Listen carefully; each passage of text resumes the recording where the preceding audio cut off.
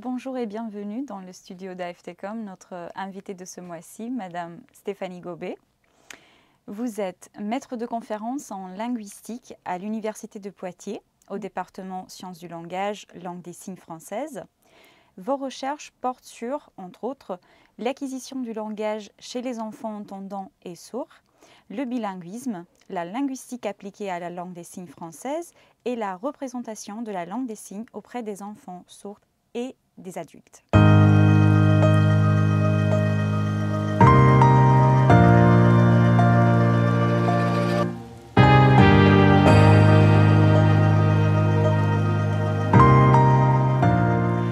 La première question qu'on a l'habitude de poser ici chez AFTCOM à nos invités du mois concerne toujours le début de leur carrière, le choix du domaine de travail et d'études. Et c'est encore aujourd'hui le cas.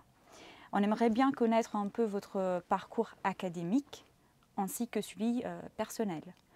Donc, je vous demande pourquoi la linguistique et surtout pourquoi cet intérêt particulier que vous portez à la langue des signes. Alors, tout d'abord, bonjour, merci. Au départ, je n'étais pas du tout destinée à la linguistique. Je me destinais à être professeure de français.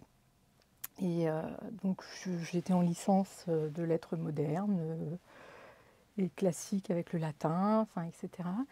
Et puis, à l'époque, j'habitais sur Mâcon, en Saône-et-Loire. Et venait de se créer une association qui s'appelle l'Association Culture et Langue des Signes de Ferdinand Berthier, qui a été créée par Armand Pelletier, un personnage hautement connu dans la communauté sourde. Il a d'ailleurs créé le musée des sourds à Louhans, qui est maintenant repris par sa fille. Et c'était la première association dans la région qui donnait des cours de langue des signes. Donc j'ai vraiment attaqué la première année, les premiers cours. Et en parallèle, je faisais ma licence. Voilà. Et en parallèle, je travaillais aussi à l'Institut des jeunes sourds en tant que professeur de français. Tout ça, c'est un petit peu combiné. Quand je suis rentrée en maîtrise, j'ai une enseignante, Madame la professeure Guylaine Haas, qui m'a dit il faut quand même allier votre travail à l'Institut des jeunes sourds, même si c'était un remplacement, avec votre appétence pour les enfants, pour l'enseignement, etc. Et donc en maîtrise, j'ai fait mon mémoire sur les différentes écoles, les projets pédagogiques qui étaient mis en place dans les écoles pour enfants sourds. Donc il y avait Lyon, Bourg, Dijon, je ne sais plus laquelle. Et à l'issue de ça, Madame Haas m'a dit clairement, t'es pas faite pour l'enseignement, t'es pas faite pour être prof de français, va en recherche. Bon. Donc je suis partie dans une autre université pour faire mon DEA, où là, pareil, c'était l'acquisition du langage. Donc c'est comme ça que vraiment j'ai découvert la linguistique avec Madame Giza et Sophie Carne, avec qui je travaille toujours. J'ai découvert la linguistique, mais c'est une linguistique, moi c'est une approche fonctionnaliste, c'est-à-dire que j'aime étudier le contexte, j'aime étudier le contexte de l'enfant, j'aime étudier dans quelles circonstances il apprend, etc. Et toujours cette chance à Lyon, j'ai pu profiter d'un protocole et je suis allée dans les écoles pour sourds et j'ai récolté des données. Et à l'issue de ça, Lyon m'a dit, je suis désolée, nous on n'est pas spécialiste de la langue des signes, alors soit tu restes chez nous et tu fais de l'acquisition pure et simple, soit tu pars. Donc on m'a donné 2 personnes et je suis partie à Paris 8 où j'ai fait mon doctorat. Et voilà, donc c'était vraiment une imbrication personnelle et puis après effectivement des rencontres, des magnifiques rencontres avec des professeurs. Et j'ai fait mon doctorat à Paris 8 à l'époque où Christian Cuxac, il n'y avait pas longtemps qu'il était nommé professeur et où il commençait à développer les recherches en langue des signes, et notamment ce qu'on appelait à l'époque la théorie de l'iconicité, qui est devenue l'approche sémiologique. Donc il avait quelques étudiantes en doctorat, moi je crois que j'étais la 3e ou la 4e, voilà. Et c'est comme ça que... Et en plus, moi j'arrivais pas forcément pour faire de la linguistique de langue des signes, mais c'était vraiment pour décrire comment l'enfant sourd racontait une histoire. Et donc ça a plu à Christian Cuxac, et après, de fil en aiguille, j'ai eu mon doctorat, j'ai eu mon poste à Poitiers, et voilà. C'est comme ça que c'est venu. Et quelle est la place occupée aujourd'hui par la langue des signes dans les études linguistiques? Alors, là, c'est vraiment une réponse personnelle. C'est pas une réponse de... C'est une place qui est timide, qui est de plus en plus importante, en tout cas en France. Je parle bien en France. C'est une place qui est timide. Timide pour la simple et bonne raison, c'est qu'en tant que chercheur, nous ne sommes pas si nombreux que ça. C'est voilà. De plus en plus importante parce que quand on voit par exemple le nombre de doctorants qu'il y a, effectivement il y en a de plus en plus et c'est très très bien. Mais cette place, elle tâtonne un petit peu en ce moment. Alors il faut savoir que la linguistique de la langue des signes, elle a émergé à partir de la moitié du XXe siècle aux États-Unis au départ, avec les travaux de William Stokoe, qui a démontré le statut de langue au niveau de la langue des signes, parce qu'avant c'est du geste, mimo-gestuel, enfin, on a toute une terminologie qui en dit très très long sur comment on considérait la langue des signes. Et puis, William Stokoe a réussi à imposer ce statut de langue en démontrant la grammaire, la morphologie, la syntaxe, etc. En France, il a vraiment fallu les travaux de Christian Cuxac que j'ai mentionnés dans les années 2000 dans les années 2000 pour prendre en compte que la langue des signes se structurait avec l'iconicité et ces travaux ont été vraiment extrêmement importants. C'est vraiment, enfin, ils ont été précurseurs dans la mesure où on donnait à cette langue, enfin, on n'utilisait plus les outils de la langue vocale qui peuvent pas toujours, certains peuvent s'appliquer au niveau de la grammaire, mais pas tous, puisque c'est quand même une langue qui est visuelle, qui est viso-gestuelle, avec une modalité qui est vraiment très différente de la langue vocale, enfin en tout cas du français. Et il a mené toute une réflexion, et puis il y a aussi quelque chose qui est extrêmement important, c'est qu'il a créé des formations. Je pense à la licence professionnelle à Paris 8. Là, moi, mon poste à Poitiers, je suis maître de conférence depuis 2009. À l'époque, c'était quand même la première licence à Poitiers où on avait la langue des signes en unité disciplinaire. Ce n'était pas une option. Et dès la première année. Et tout ça, ça a émergé. Et puis, il a fait partie aussi de ces experts qui ont été consultés pour le CECRL, pour la loi de 2005 sur l'accessibilité. Donc, il a fait partie du réveil sourd aussi. Le réveil sourd, c'est un mouvement qui est extrêmement important où justement la communauté sourde a travailler, œuvrer d'un point de vue plutôt associatif au départ, mais pour que la langue des signes soit reconnue, qu'elle soit dans les classes pour les enfants sourds, etc. Donc c'est pour ça que je dis que c'est timide, mais quand même de plus en plus important. Et c'est vrai qu'en plus les recherches, aujourd'hui, ce qui est intéressant, c'est que les premiers doctorants de Christian Cuxac, nous sommes maîtres de conférences ou professeurs des universités, mais on aborde différents points. Ça peut être la description linguistique, ça peut être l'acquisition, le bilinguisme, la politique. Il y a à l'UHESS le mouvement Deaf Studies qui est étudié aussi, qui est extrêmement important. Il y a eu de la sociolinguistique, il y a de la didactique aussi. Et en fin de compte, ce sont tous ces travaux. Enfin, ça commence à émerger, ça commence à être pluridisciplinaire. Et ça, c'est très transversal et ça, c'est extrêmement important. Et en termes de morphologie, de structure syntaxique et grammaticale, quelles sont les principales différences linguistiques entre les langues des signes et les langues orales, concrètement dans le cas de la langue française? Alors, la typologie des langues et l'iconicité. La langue des signes est une langue qui est multimodale, c'est-à-dire que ce sont des langues orales. Là, je m'oppose au français qui est une langue vocale, mais c'est une langue orale sans écriture. En langue des signes, on a des paramètres qui sont manuels, non manuels, qui se combinent simultanément. Par exemple, un seul signe peut exprimer à la fois un verbe, un aspect, un objet. Ce qui peut différencier un verbe d'un objet, c'est par exemple le mouvement. Si je vous fais boire, j'ai un seul mouvement, boire. Si je veux faire boisson, j'ai un double mouvement. Et en fin de compte, c'est une configuration, un paramètre qui est le mouvement, etc., qui vont en fin de compte créer le sens. Et on dit souvent aussi que donc, on est une langue simultanée, c'est-à-dire que les paramètres se combinent en même temps. Si je veux faire l'étonnement, si je veux faire par exemple, si je vous fais ça, franchement, ça n'a... Par contre, si je vous fais ça, c'est que je suis contente. Si je vous fais, c'est que j'ai mal au cœur. Donc, ça se fait en même temps. Le français, on a une morphologie séquentielle. à savoir qu'on rajoute les éléments, la suffixation, préfixe, etc. Il y a de la gestualité coverbale, bien évidemment, mais le sens va être quand même donné en priorité par cette morphologie séquentielle. De plus, les langues des signes, elles sont spatialisées, c'est-à-dire qu'on a l'espace, ce qu'on appelle l'espace de signation, qui joue un rôle extrêmement important, qui n'est pas aléatoire, qui ne se fait pas par terre, c'est vraiment sur le buste.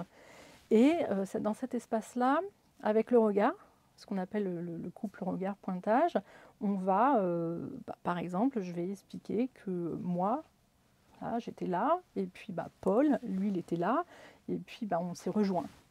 Voilà. Donc ça va me permettre de faire de la référentialisation, de la pronomisation si vous préférez. Je vais expliquer que tous les jours, par exemple, moi je travaille à Poitiers à l'université et tous les jours, je prends le train. Et là, mon regard va se poser sur l'université où j'ai mis le signe, etc. L'espace est aussi utilisé pour le temps, parce qu'on dit souvent que la langue des signes, c'est une langue où il n'y a pas de temps, ce qui n'est pas vrai. On n'a pas effectivement la même modalité verbale qu'en langue française, enfin en langue vocale, mais on a le passé qui est là, puis le passé plus lointain, on a le ici et maintenant, on a le futur, etc. On a avant, enfin on a 3 axes, je ne vais pas rentrer dans les détails, mais on a 3 axes qui nous permettent d'exprimer le temps. Donc ça c'est extrêmement important, et puis on a l'expression faciale, on a le mouvement, et puis on a l'iconicité. L'iconicité, c'est le principe organisateur de la langue des signes, on rend saillant quelque chose. Si je vous fais ça, c'est une maison. Voilà. Donc si je veux faire que le chat monte sur la maison, je vais faire comme ça. On va donner à voir. Ce que je trouve extraordinaire, c'est que, par exemple, moi quand j'ai commencé avec Christian Coxac, la première chose qu'il m'a dit, c'est tu étudies la vidéo de Guy Bouchauveau, qui était à l'époque guide conférencier à la Cité des Sciences, à la Villette. Et Guy a une vidéo, c'est aussi un one-man show, on va dire, un humoriste, et il raconte une histoire de 2 chiens. À aucun moment, dans cette histoire de 2 chiens, on a le mot chien. C'est-à-dire qu'il montre, il y a un gros chien, il y a un petit chien, et en fin de compte, la langue des signes, elle montre, elle dit en montrant. Alors, bien évidemment, on a des items, on a des mots, etc., on a des signes, mais Marianne Zaland l'a bien montré dans ses travaux. En langue des signes, on fait plus, en narration, on montre plus qu'on ne dit, sans que ça soit du théâtre, parce que c'est extrêmement réglé, avec des structures qui sont complexes, etc. Donc, la principale différence, c'est cette manière de dire les choses et la conceptualisation aussi, qui est différente. Et comme déjà évoqué dans vos recherches, vous vous penchez notamment sur le parcours linguistique des enfants. Comment se déroule l'acquisition du langage chez les enfants sourds en comparaison avec les enfants entendants? Alors, moi, au départ, je me suis intéressée aux enfants sourds signants. Aujourd'hui, je suis en train de bifurquer sur des enfants sourds qui n'ont pas forcément la langue des signes, parce que ça reste malgré tout la majorité. Mais un enfant sourd signant, qui a la langue des signes avec des parents qui signent, en fin de compte, le développement cognitif, il est exactement le même. C'est vraiment, le développement, on a les mêmes schémas d'acquisition sur les acquisitions précoces, les acquisitions tardives, etc. Ce qui est important, c'est que ce soit chez les sourds ou les entendants, on a un babillage bimodal qui va s'orienter soit vers les signes, plutôt les gestes au départ, soit vers l'oral en fonction de l'input qu'on reçoit, soit donc un feedback, soit visuel, soit auditif. On a les premiers gestes, les premiers signes qui se font à peu près de manière équivalente au niveau des étapes qu'au niveau des enfants entendants. Par exemple, les premiers signes, c'est vers 18 mois et demi. Vers 13 mois et demi, on a à peu près 10 signes. Et on a une combinaison de 2 signes, par exemple, boire maman, vers 17 mois. Il y a une petite différence entre les enfants sourds et les enfants entendants, c'est que les premiers signes apparaissent plus tôt chez les enfants sourds. Alors, ce n'est pas une question de précocité, etc. C'est juste que la motricité articulatoire se développe avant la motricité phonatoire, tout simplement. Mais ce qu'on voit aussi chez les parents, enfin, bon, c'est souvent les mamans, mais c'est que les parents sourds vont beaucoup plus signer sur les mouvements sur le corps de l'enfant. Ils vont utiliser tous les canaux sensoriels de manière plus importante que les parents entendants. Et puis, ils vont modéliser les mains pour des signes, par exemple. On a des vidéos où escargot, c'est comme ça, mais c'est compliqué à faire escargot. Ça, c'est avion, c'est beaucoup plus simple. Et il y a énormément d'histoires avec les escargots, et donc les enfants, au départ, font plutôt ça, parce que, comme nous, les entendants, les bébés entendants, ils vont aller du son le plus simple au son le plus compliqué. Les bébés sourds, ils vont la configuration la plus simple à la configuration la plus compliquée. Et donc, on voit des parents qui vont aider l'enfant à faire le signe, progressivement, de manière à ce qu'on passe de avion, qui est normalement un escargot, à escargot, est un véritable escargot. Alors, ce que je disais aussi, c'est qu'il faut faire attention, parce que moi, je travaille que sur les enfants sourds signants, mais on a quand même 90% des enfants sourds de parents entendants. Donc, on a quand même 90% des parents, des enfants sourds, pardon, qui ne sont pas forcément exposés à la langue des signes. Et ces enfants-là, le temps de l'annonce du diagnostic, le temps de comprendre ce qui se passe pour les parents aussi, hein, parce que c'est quand même assez important pour eux. Certains ne savent pas trop ce qui leur arrive, et puis on touche le langage, on touche ce qui est inhérent à la communication intrafamiliale, et comment. Donc il y a beaucoup de questions qui se posent. On a fait une grosse étude là-dessus avec mon collègue Charles Gaucher du Canada, et c'est vrai que le temps que le diagnostic soit posé, que les parents se remettent de l'annonce, l'enfant, il ne communique plus. On s'est aperçu que les parents, dès l'annonce du diagnostic, ils avaient tendance à ne plus communiquer. Et là, c'est quand même grave, parce que du coup, on a des enfants qui sont laissés, des enfants sourds, qui sont laissés sans communication. Alors, l'homme, on a un avantage, c'est qu'on répond automatiquement à l'intention sémiotique. C'est-à-dire qu'on a besoin de parler, on a besoin d'échanger, on a besoin de converser, on a besoin de... Enfin, tout un chacun parle devant sa glace parfois, tout seul. Je dis souvent à mes étudiants, quand on est complètement aphone, c'est pas le fait d'être malade qui nous énerve, c'est le fait de ne pas pouvoir s'exprimer. Donc les enfants, ils vont créer ce qu'on appelle des home signs, c'est-à-dire des gestes pour communiquer. Alors soit les gestes sont repris par les parents. Là-dessus, il y a les études Yao, Goldin Meadow, etc., qui sont relativement importants, et Ivani Fuselier sur les adultes. Donc soit on reprend et ça crée une communication basique, mais une communication quand même, soit effectivement on emmène les enfants dans ce qu'on appelle la privation de langage. Donc là, je vous laisserai mettre le lien pour la vidéo avec Petromini, mais il y a quand même des répercussions cognitives, affectives qui sont assez importantes quand on ne communique pas avec un enfant. Et ces 90% d'enfants sourds, dont les parents n'ont pas forcément fait le choix de la langue des signes, c'est compliqué quand même. Ça reste compliqué.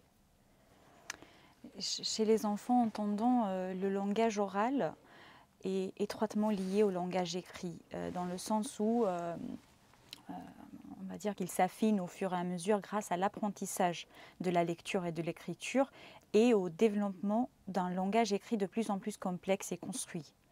Qu'en est-il pour la langue des signes ? Alors, c'est vrai que la littérature enfantine, elle aide. Elle aide à l'abstraction, elle aide à la lecture plaisir, etc.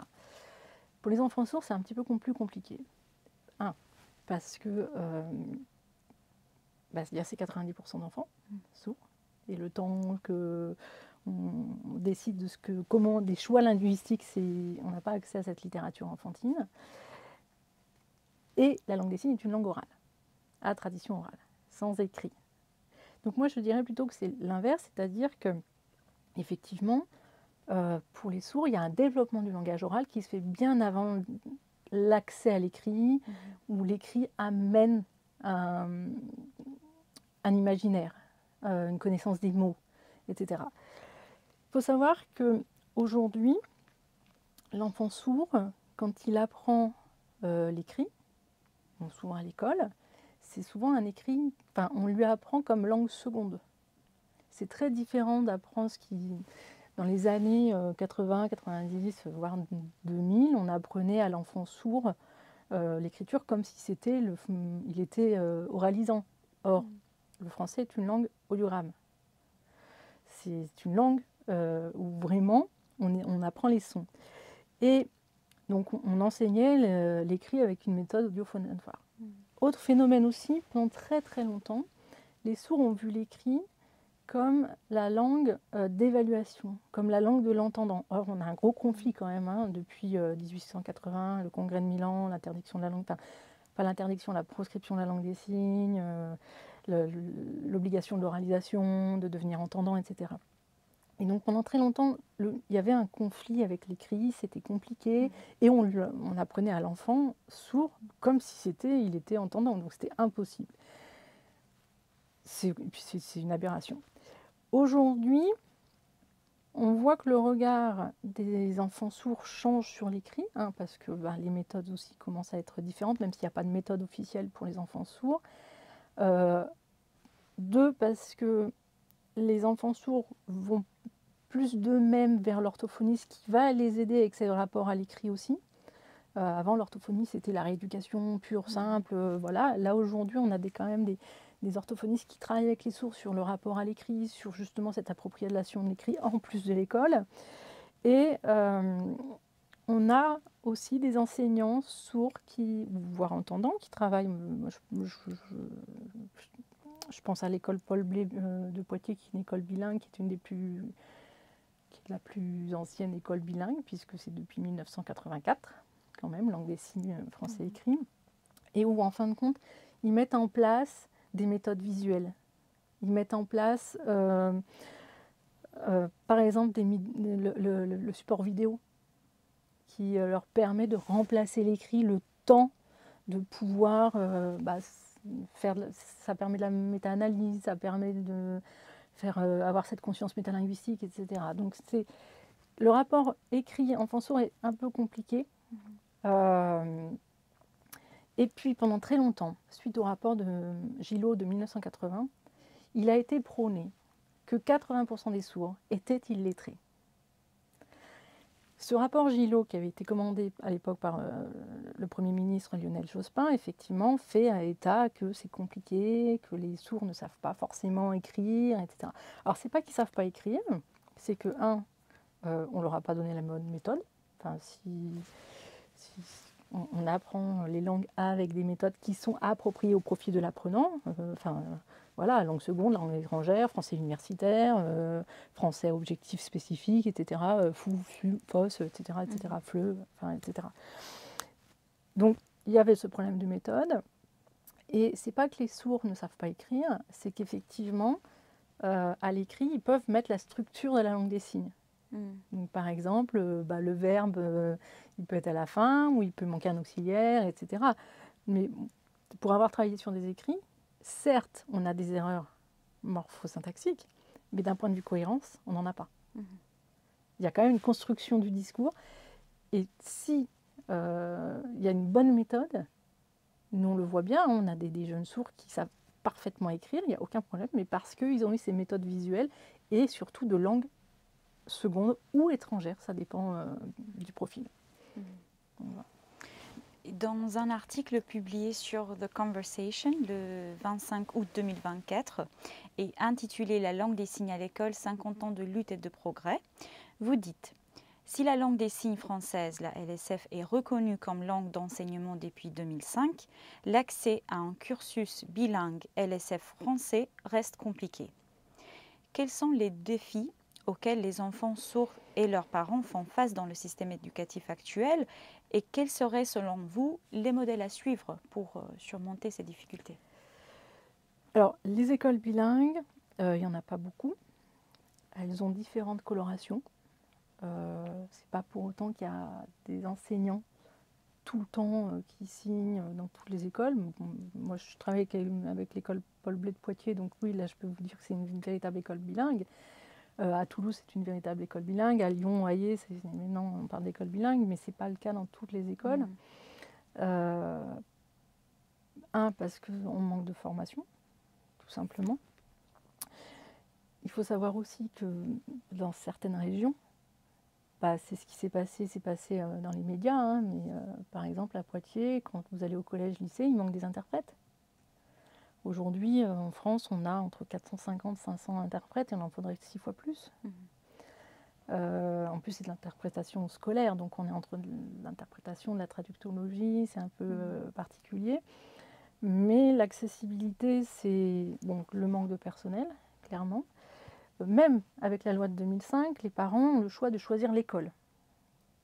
Donc ça peut être une école de proximité. Avant, s'ils faisaient le choix de l'école bilingue, il fallait qu'ils déménagent. Beaucoup déménageaient sur Poitiers, sur Toulouse par exemple, puisque c'était les deux plus grosses écoles et les plus anciennes, hein, montées par 2 LPE. Et si vous scolarisez votre enfant dans l'école du village, qu'il est sourd, il faut une AVS. Normalement. Un ou une, je dis une parce que c'est plus souvent des femmes, mais ça veut dire qu'il faut que la personne soit formée à la langue des signes. Et on n'a pas forcément des personnes qui sont formées à la langue des signes. Et il faut aussi que l'enseignant soit formé à la langue des signes. Or, à ce jour, si, par exemple, les enseignants veulent se former à la langue des signes, c'est de leur propre choix. Donc, on a vraiment un problème de formation pour accompagner l'inclusion, parce que là, du coup, on n'est plus du tout dans l'inclusion. Normalement, l'inclusion, c'est l'école qui s'adapte à la personne, et là, c'est plutôt la personne qui est censée s'adapter. Donc on a le problème de la démarche personnelle pour se former, alors que bon, voilà. L'autre défi, et là-dessus on a publié une revue avec mon collègue, c'est quand on annonce la surdité aux parents, on ne leur annonce pas qu'il y a la langue des signes. Or, si on proposait aux parents de découvrir la langue des signes, en même temps que les implants, les appareillages, c'est pas la discussion. Mais on ne propose pas aux parents la langue des signes. Et s'ils veulent faire le choix de la langue des signes, pour leur enfant, c'est un parcours du combattant. Nous avons un témoignage d'une maman qui nous explique, mais avec les larmes aux yeux, qu'elle ne voulait pas que son enfant soit appareillé, que si son enfant est appareillé, ce sera son choix quand il sera grand. Voilà. Elle ne voulait pas lui imposer quoi que ce soit. Elle a cherché la langue des signes. Ils ont mis un temps fou à avoir des renseignements, etc. Alors, heureusement, ils habitent en région parisienne, donc il y a IVT, etc. Mais on a des parents qui sont en province, qui disaient non, moi j'ai tout plaqué pour aller à Poitiers. Et tout plaqué, c'est le travail, c'est la famille, c'est voilà. Donc c'est à ce jour, quand on annonce la surdité de l'enfant, on est sur un handicap et pas sur un locuteur qui parle une autre langue. On laisse plus le choix aux parents. Et ça, par contre, c'est en fin de compte, ça commence comme ça le système éducatif. C'est vraiment ça. Si les parents se manifestent pour montrer leur intérêt pour la langue des signes, si on leur dit que nous, on a des témoignages de parents qui nous disent que la communauté de sourds leur fait peur. Ah, pourquoi ? Que apprendre la langue des signes, c'est compliqué, donc on n'a pas le temps. Et puis c'est vrai que c'est cher, et puis il faudrait que ce soit les deux parents qui signent, qui fassent la formation, mais la formation c'est le soir. Donc on a quand même beaucoup de freins, je trouve, qui sont implicites, des freins implicites. Et tant qu'il y aura cette médicalisation de la surdité en priorité et non ce phénomène de langue, effectivement, on aura des freins. Et puis, alors, concernant les systèmes éducatifs, on a ceux des États-Unis et puis on a ceux de la Suède. La Suède, c'est le pays, c'est le premier pays à avoir reconnu une langue des signes comme langue officielle. C'était en 1981.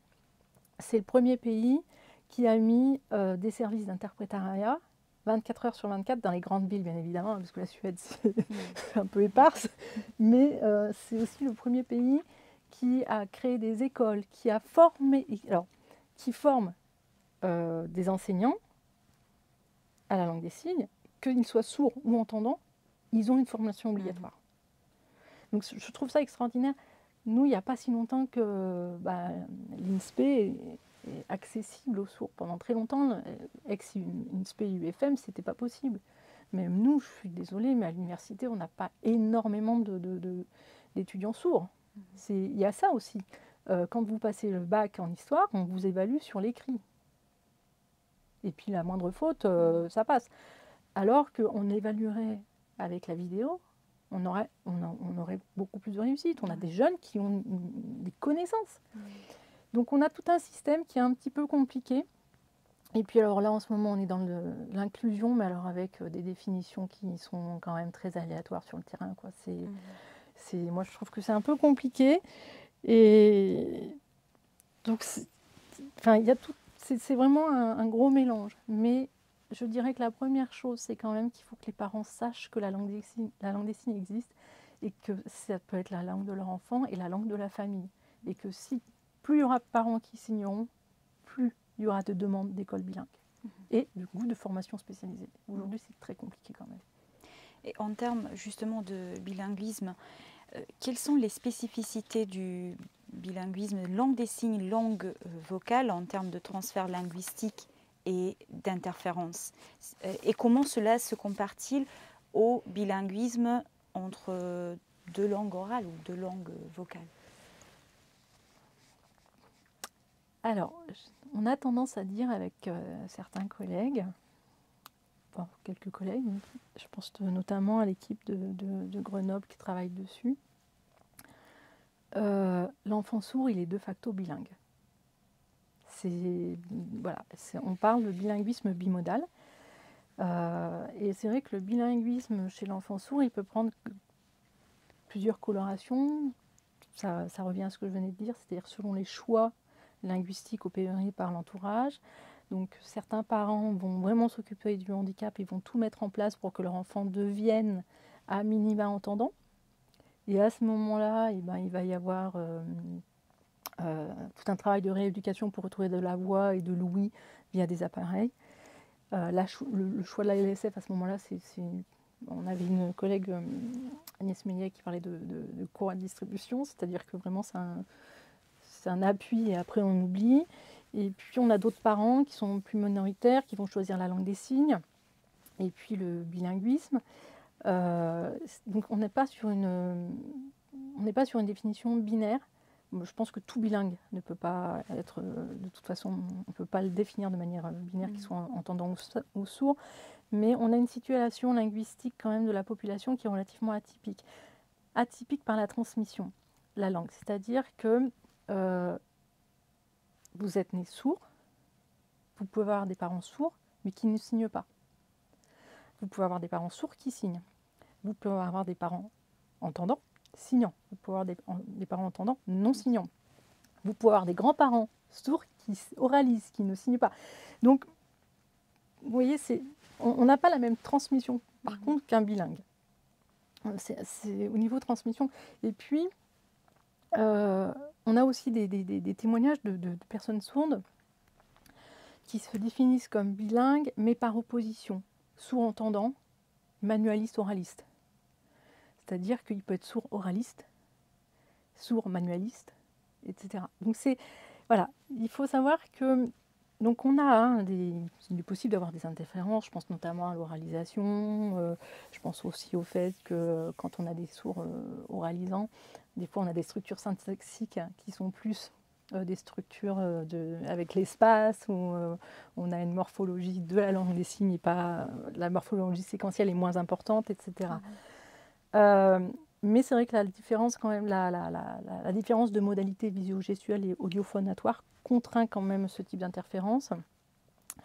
Alors, il faut savoir que pendant très longtemps, le bilinguisme LSF a surtout été défini par l'écrit. Donc ça, c'est suite au réveil sourd. Mais la présence quasi omniprésente de l'écrit dans l'entourage, et en plus, nous sommes une société majoritairement d'écrit. Il suffit d'en regarder dans la rue, il suffit des téléphones, etc., font que l'enfant a été défini bilingue, mais par rapport à l'écrit. Or,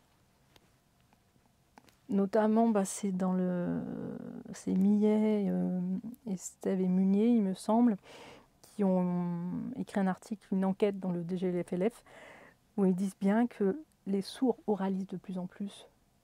Mais ce n'est pas une rééducation, c'est pour pouvoir s'intégrer dans la société entendante, etc. Donc c'est pas... Et en fin de compte, on s'aperçoit qu'ils se disent bilingues par rapport justement à cette société entendante où ils ont des pratiques variées dans les deux langues en fonction des contextes de situation, en fonction du lieu, en fonction d'avec qui ils parlent, etc. Donc on a une variation bilingue, mais c'est la pluralité des situations de langue qui sont dues au contact de langue. Donc les sourds, en règle générale, privilégient les deux sens, les deux canaux de production-réception, et donc ils ont des pratiques variées. Mais le bilinguisme, voilà, pour les sourds, on parle avant tout de bilinguisme bimodal, et souvent de bilinguisme scolaire, donc bilinguisme LSF écrit. D'ailleurs, les écoles bilingues, on les identifie comme ça, c'est LSF écrit. C'est pas forcément LSF oral. L'oral, c'est vraiment quelque chose en lien avec l'intégration au niveau de la société. Revenons un peu en arrière dans le temps. Votre thèse de doctorat qui portait sur les procédés linguistiques référentiels dans des narrations enfantines en langue de signes française. Que montrait cette étude en termes d'application du schéma actentiel et de capacité narrative des enfants sourds? Alors, cette thèse, elle est un peu vieille maintenant, mais c'est une petite fierté pour moi parce que j'étais la première à l'époque et Christian Cuxac m'avait dit c'est qui tout double. Mais c'était la première fois qu'on allait avec des enregistrements vidéo sur le terrain, etc., où on essayait de regarder comment, en fin de compte, les étapes d'acquisition du langage, donc quand je parle de langage, c'est vraiment le schéma narratif, l'organisation, la planification, en langue des signes. Donc ce sont des enfants qui avaient entre, je crois le plus petit devait avoir 5 ans et le plus grand avait 15 ans, quelque chose comme ça. Et donc j'ai demandé aux enfants, ils avaient un petit dessin animé muet, c'est Rescue, la série Rescue polonaise, avec un chien, un enfant, etc. Le chien est assez animé.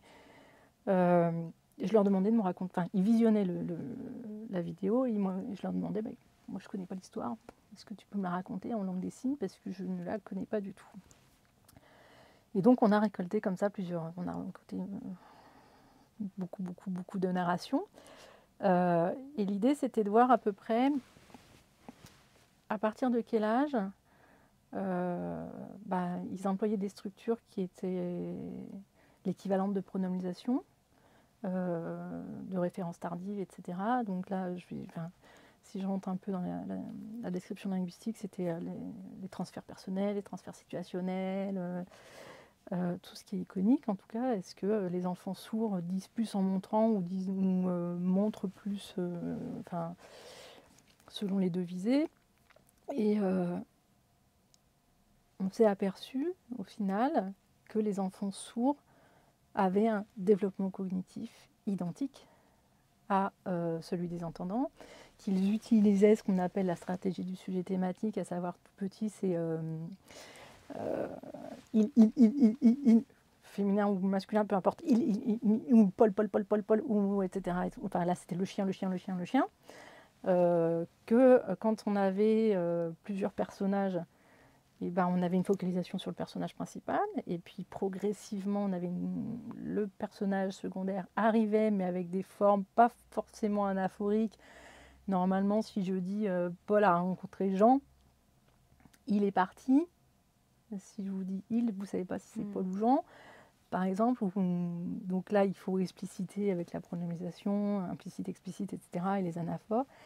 Et au final, on a montré qu'effectivement, il y avait une évolution, qu'il y avait une évolution aussi dans les structures complexes, qu'il y avait que cette iconicité, elle était prédominante chez les enfants sourds signants, qu'ils arrivaient à construire effectivement des narrations très cohérentes, et que l'introduction, le maintien et la réintroduction du sujet se faisaient de la même manière que les enfants entendants, avec les structures de la langue des signes, bien évidemment. Et ça, c'était important parce qu'à l'époque, on était encore sur des travaux, l'enfant sourd, handicapé, handicapé affectif, verbal, cognitif, etc., etc. Et là, ce travail-là a montré que non. Au final, ils arrivaient, mais avec des étapes d'acquisition. Donc on a des acquisitions précoces, des acquisitions tardives. Les acquisitions tardives, c'est tout ce qui est en lien avec les anaphores. Et les acquisitions précoces, c'est la prononciation, le transfert personnel. Par exemple, le transfert situationnel arrivait un peu plus tard, parce que le transfert situationnel, on a un locatif, on a un mouvement, et puis qu'il faut cognitivement, c'est quand même un peu plus compliqué, etc. etc. Donc oui, ce travail-là était relativement important à l'époque. Maintenant, il y a des travaux qui sont bien meilleurs, mais à l'époque, Christian Cuxac m'avait dit, quand il a accepté de me prendre en thèse, ok, mais personne ne l'a fait. En France, en tout cas. Voilà. Mais c'était important de montrer que les enfants développaient des structures complexes au fur et à mesure du développement cognitif. Et puis, au parallèle, il y avait les travaux de Cyril Courtin, qui était, lui, neurolinguiste. Voilà. Dans les langues vocales, la manière dont le langage évolue, dont la langue évolue au sein de différentes communautés est fortement influencée par les variations dialectales, les différents registres, les contacts linguistiques. Il suffit de penser à l'impact du verlan, aux innombrables anglicismes, néologismes, etc. Qu'en est-il de cette dimension sociolinguistique de la langue des signes ? Comment les variations régionales ou sociales ou culturelles se manifestent-elles au sein des communautés signantes? Tout comme les langues vocales, j'aurais tendance à dire. C'est-à-dire que oui, dans les langues des signes, il y a des variations régionales. Ça a été même un débat quand il y a eu le CAPES-LSF, parce que est-ce qu'il fallait enseigner la langue des signes parisienne ou pour ceux qui venaient par exemple de Poitiers. Moi j'ai une collègue, mes collègues poitevins, ils ont effectivement des idiomes en langue des signes. Et, la question, est-ce aux collégiens ou aux lycéens de Poitiers, on leur donne quoi, le signe parisien ou le signe poitevin? Donc bon, il y a cette variation qui est relativement importante. Il y a une variation aussi qui est diachronique. Il y a une variation, donc là par exemple, pendant très longtemps, à Lyon, c'est la couronne de Jules César, c'était pour juillet, alors que c'est fête d'artifice. Il y a des variations. Je sais que moi, on m'a appris, du coup, Carmen Pelletier, maman comme ça, maman comme ça, maman comme ça. Enfin, ça dépend des régions. Il y a des accents. Alors là, je suis moins calée en accent, mais mes collègues me disent qu'il y a des accents et ils arrivent assez rapidement. Enfin, mes collègues sourds, quand ils discutent avec d'autres personnes sourdes, arrivent assez rapidement à distinguer d'où vient la personne. Donc, et puis, effectivement, il y a un affinement, il y a une différence intergénérationnelle aussi, qui est présente au niveau de la langue des signes, au niveau des signes, de la formation des signes, de la production. On a une différence, par exemple, intergénérationnelle. L'abbé de l'Épée, quand il a créé Saint-Jacques, il a fait venir des enfants sourds. Il n'a pas créé la langue des signes, il a juste créé une éducation de masse. Mais dans cette éducation de masse, qu'est-ce qui s'est mis en place? C'est une communication de masse. Or, plus vous mettez les gens ensemble, plus ils vont communiquer, plus ils vont créer de néologismes. Et en langue des signes, c'est pareil. Et c'est vrai que, par exemple, des personnes âgées qui n'ont pas qui ont été obligées d'oraliser, etc., n'auront pas tout à fait la même langue des signes, même s'ils font partie d'associations, n'auront pas tout à fait la même langue des signes que d'autres personnes qui ont eu une éducation en contact avec des sourds, etc. Et puis, il y a aussi, tout à l'heure, je citais Guy Bouchauveau, mais il a fait un formidable travail, et ça continue aujourd'hui avec les guides conférenciers qui sont actuellement à la Villette. Mais le travail d'être guide conférencier, c'est qu'il faut rendre accessibles les expositions. Et donc, il y a quand même... alors ça, c'est vraiment réservé à la communauté sourde, mais ils réfléchissent à des néologismes, à des créations, alors les créations de noms d'hommes politiques, par exemple, ou de choses comme ça. Donc, il y a une évolution. Il y a une évolution des signes, il y a une évolution par rapport à la société, et des besoins aussi. Donc, et ça s'affine au fur et à mesure, ça s'affine aussi au fur et à mesure de la diffusion, donc diffusion scientifique, diffusion médiatique. Et ça, c'est important parce que ça participe au processus d'institutionnalisation d'une langue. Et ce processus d'institutionnalisation d'une langue, c'est ce qui aussi ancre la langue dans un territoire, dans une société. Donc on a ce même... Mais oui, on a des variations régionales. Moi, la première fois que j'ai été à Poitiers, j'avais ma collègue sourde dans le bureau, je l'ai regardée 2 fois en disant « mais je ne comprends rien de ce qu'elle dit, c'est pas possible ». Et elle s'est mise à rigoler, mais effectivement, elle avait utilisé des signes poitevins que je ne pouvais... je crois il me semble que c'était mercredi comme ça, mercredi c'est comme ça. Donc, vous voyez, c'est complètement différent. Et j'étais là, mais qu'est-ce qu'elle me fait? Bon, après, voilà. Elle a arrêté de s'amuser. Je pense que c'était un signe de bienvenue. Mais c'était sympa. En 2015, la photographe Jennifer Lequi met en avant la LSF à travers une série photographique intitulée Les mots du silence, où les sujets sont habillés en noir, sur un fond noir, pour que les mains et les signes ressortent mieux.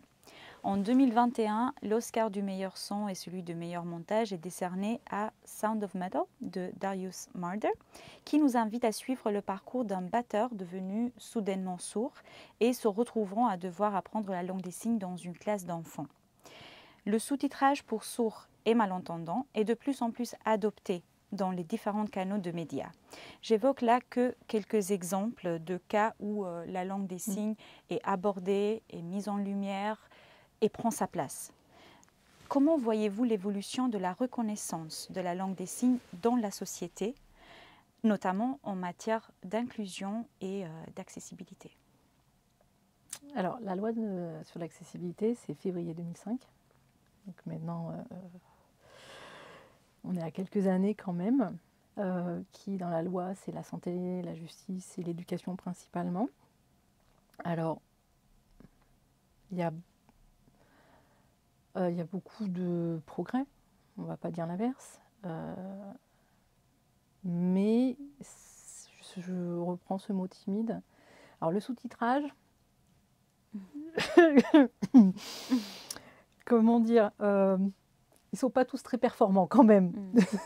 Donc imaginez des sourds qui ont déjà des difficultés à l'écrit, mais en plus qui ont un sous-titrage qui parfois est un peu aléatoire. Je trouve que ça dépend vraiment. Voilà. Mais j'ai une collègue qui travaille dessus et des fois elle nous montre certains exemples. C'est compliqué. Et puis des fois ça va très vite, ou des fois c'est pas la bonne ponctuation. Donc du coup la ponctuation c'est l'intonation, ou des fois c'est pas le bon mot non plus. Donc il y a du sous-titrage, c'est bien. Il y en a d'autres, ça dépend. Même mais alors pour le coup la communauté sourde là-dessus est assez revendicative en disant que ça va pas. Voilà. L'accessibilité, ce qui est bien dans cette loi, par exemple, c'est que ça a permis de développer des pôles santé. Alors, il y en avait avant la loi de 2005, le premier, c'est la Salpêtrière, mais ça a contribué, du moins, à ce que les pôles santé se développent sur le territoire français. Un pôle santé, c'est en gros, c'est dans un hôpital. Vous avez une petite unité où vous pouvez être reçu par un médecin qui signe, un médiateur signant, et puis un personnel qui est formé à la langue des signes. Alors, c'est plus ou moins important selon les hôpitaux, etc. À la Salpêtrière, vous avez même un psychiatre qui signe, etc. Mais le problème, c'est que il faut le trouver et que quand déjà, nous, en tant qu'entendants, on a des délais pas possibles pour avoir un rendez-vous chez le médecin, là-bas, c'est un pôle santé, c'est pas toujours simple.